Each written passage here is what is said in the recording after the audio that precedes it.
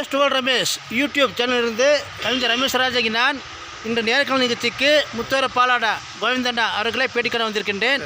அண்ணா வணக்கங்கண்ணா. வணக்கண்ணா. வணக்கம். ஆனால் நீங்கள் இந்த விவசாயம் இப்போ எத்தனை வருஷமாக நீங்கள் பண்ணிட்டு இருக்கீங்க? நாங்கள் ஒரு 20 வருஷமாக செய்கிறோங்க. 20 வருஷமா பண்ணிட்டு இருக்கீங்க கண்டினியூ செய்கிறாங்க. இப்போ போகத்துக்கு என்னெல்லாம் போட்டிருக்கீங்க? கேரட்டு, கிழங்கு, பீட்ரூட்டு போட்டிருக்கீங்க. அவரை போட்டிருக்கிறோம். அவர் இந்த அவரை சைடில் உங்களுக்கு தானுங்களா? அவரை கிழங்கெல்லாம் அவரெல்லாம் போட்டிருக்கீங்க. சரி, இங்கே நல்ல விவசாயிங்க கேள்விப்பட்டேன். அதனால இவ்வளோ நேரம் நான் காற்று உங்களை பேட்டுக்கான வந்திருக்கிறேன். சரிங்க சார். இது பேருக்கு மழையில் பெஞ்சிருக்குங்களா இல்லையா உங்கள் ஊரில்? சார் ஒரு மாசமா மழை காண சார். அதுக்கு முன்னால 6 மாசமா மழை சரியான மழை பெஞ்சிருக்குது. சரி, இப்போ ஒரு 1.5 மாசம் ஆச்சு சார். மழையே இல்லை. தண்ணி தாடிச்சு விவசாயம் பண்ணியிருக்கோம். இப்படியே மழை வர மாதிரி இருக்கு. மழை இன்னைக்கு வர மாதிரி இருக்குது சார். நான் வந்த நேரமா? ஆமாம் சார். வாங்க அப்படியே நடந்துட்டு வாங்க. மழை வேற கிழங்கு காட்டில் எடுக்கணும் இல்லை? மழை இன்னைக்கு வேற வருது சார். சரி, இருக்குதுங்க. வருதா என்னன்னு தெரியல. இப்போ சமீபமாக என்ன அறுவடை பண்ணீங்க? அறுவடை பூண்டு அறுவடை பண்ணேன் சார். பூண்டு அறுவடை ஒரு நிரந்தரம் இல்லை சார். பூண்டு 30 ரூபாயிலேருந்து நல்ல விலையே கிடைக்கலன்னு கேள்விப்பட்டேன். இல்லை சார், போன வாரம் 30 ரூபாயிலேருந்து 80 ரூபா வரைக்கும் போயிருக்குது. சரிங்க. 90 ரூபாய்க்கு. அதுக்கு முந்தானா 130, 130, 140 போயிட்டு இருந்தது. வெறும் 30 ரூபா 40 ரூபா போகுது பூண்டு. ரொம்ப டவுனாக இருக்குது. விவசாயிங்களுக்கு விதை காசு கூட ஆகுறதில்ல. 100 ரூபா பூண்டு விற்கிது. 100 ரூபா பூண்டு 150 ரூபா விதைக்கு வாங்கிட்டு வந்தால் 100 ரூபா 50, 60 தான் பூண்டு விற்கிது. கேரட்டு விதையும் அதிகமாக இருக்குது, ஜாஸ்தி. சரி, போட்டால் முதலீடு கிடைக்கிறதில்ல. மழை பெஞ்சா கேட் பூரா டேமேஜ் ஆயிரும். உங்களுக்கு அரசாங்கத்திலிருந்து ஏதாவது மானியம் கிடைக்குதுங்களா? மானியம் எல்லாம் ஒன்றும் இல்லை சார். மானியம் எல்லாம் ஒன்றும் இல்லைங்க.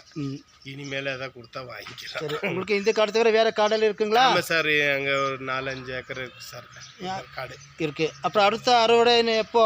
அறுவடை இன்னும் 1.5 மாதம் ஆகும் சார். 1 மாதம். இது கேரட்டுக்கா? கேரட்டுக்கு சார். கேரட்டுக்கு இப்போ கொஞ்சம் விலை இருக்குன்னு சொல்கிறாங்க. கேரட் இல்லை சார், 20லேருந்து 50 ரூபாக்குள்ள போகுது சார். அது போதுங்களா?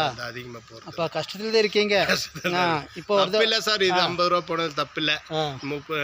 10 ரூபா 20 ரூபா விற்றா தான் ரொம்ப கஷ்டமாயிரும். தப்பு. விதை 60,000 ரூபாய் கொடுத்து வாங்குறோம். கையில் நட்டமாயிரும்.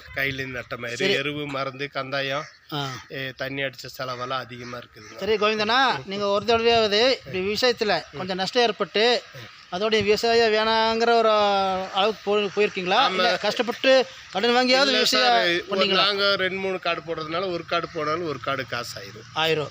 ஒரு விவசாயம் கேரட் இல்லாட்டி பூண்டில் ஆயிரும். பூண்டுலேருந்து காசு ஏதோ ஒன்றும் இல்லை, உங்களுக்கு கை கொடுக்கும். ஒரு கோழியாவது போட்டாலும் காசு ஆயிரும். அந்த மண்ணு உங்களை கைவிடாது. விவசாயம் உயிர் நாடி நம்புறீங்க. ஆமாம் சார். பரவாயில்ல. நான் வந்து நேரத்துக்கு நீங்கள் காட்டுக்கு போகிறதா சொன்னாங்க. ஆமாம் சார். இப்போதான் நீங்கள் வந்தீங்க.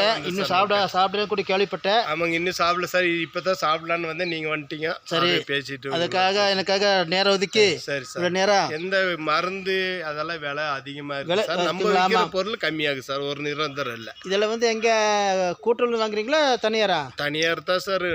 கூட்டுறவுல எல்லாம் மருந்தெல்லாம் இல்ல. எருவு மட்டும் தான் இருக்கு. எருவு மட்டும் தான் இருக்கு. இதெல்லாம் இல்லைங்க சார். சரிங்க. பிரைவேட்ல தான் மருந்து, எல்லா மருந்து காஸ்ட்லி மருந்தெல்லாம் இருக்குது. கேரட்டுக்கெல்லாம் நல்லா காஸ்ட்லி மருந்து அடிச்சா என்ன கஷ்டப்பட்டு பண்ணிட்டு இருக்கீங்க சார். பரவாயில்ல. எனக்கு எங்கள் சேனலுக்கு ரமேஷ் டுவல் ரமேஷ் யூடியூப் சேனலுக்கு எனக்கு வேண்டி நேரம் ஒதுக்கி வேலையை விட்டு இன்னும் சாப்பிடாம பேட்டி கொடுத்ததுக்கு ரொம்ப நன்றிங்கண்ணா. ரொம்ப நன்றி சார். உங்களுக்கு எங்கள் பேட்டி எடுத்ததுக்கு ரொம்ப நன்றி. Okay, thank you.